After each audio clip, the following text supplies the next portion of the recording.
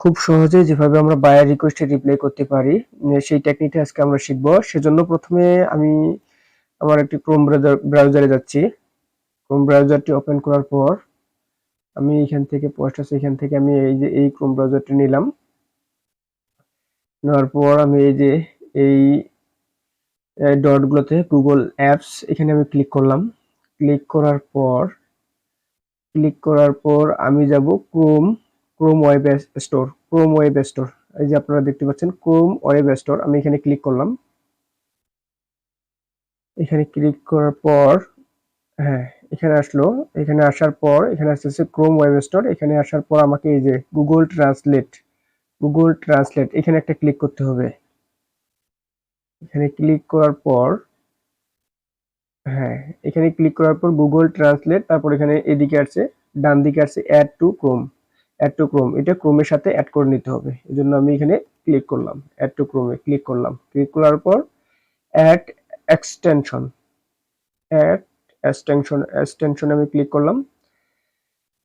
করার পরে হ্যাঁ এটা অলরেডি অ্যাড হয়ে গেছে। এক্সটেনশনটা অ্যাড হয়ে গেছে। এখন আমার কাজ হচ্ছে এই যে এক্সটেনশনটা অ্যাড হওয়ার পরে আমার এরকম একটা লোগো এখানে শো করবে। এই যে এরকম লোগো, এই লোগোটার উপর ক্লিক করব। ক্লিক করার পর এখানে লেখা আসতেছে গুগল ট্রান্সলেট। এটাকে আমি এখানে পিন করে নিলাম। এই যে এখানে পিন করে নিলাম যাতে এখানে থেকে যায়।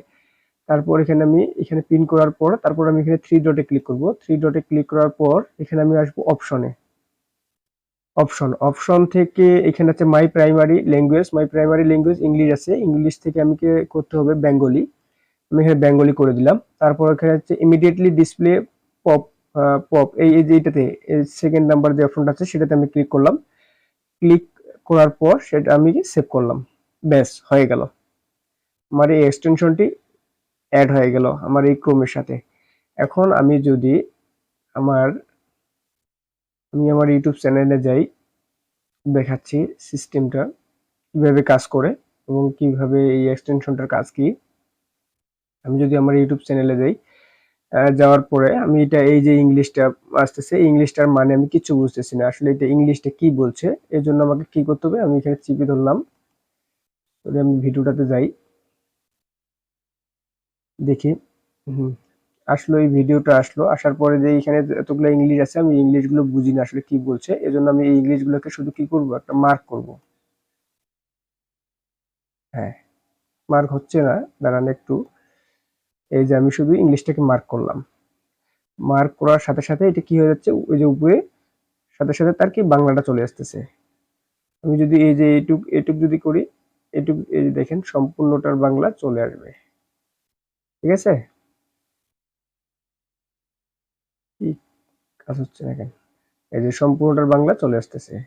আমি যদি এটা করি, এই যেটা বেঙ্গল থাই, এই যে যেটা এইটা চলে আসতেছে সম্পূর্ণটার বাংলা। তারপর আমি যদি এটা করি, এটার উপরে ক্লিক করি, এই যে এটা সম্পূর্ণ বাংলাটা চলে আসতেছে। এভাবেই আমরা যে কোনো বায়ারের এসএমএস থেকে বা মেসেজ থেকে আমরা সেখানে এটা ক্লিক করার পরেই আমরা তার বাংলাটা এখানে পড়ে নিতে পারবো এবং গুগল ট্রান্সলেট ব্যবহার করেই তার উত্তরটা আমরা দিতে পারবো খুব সহজে।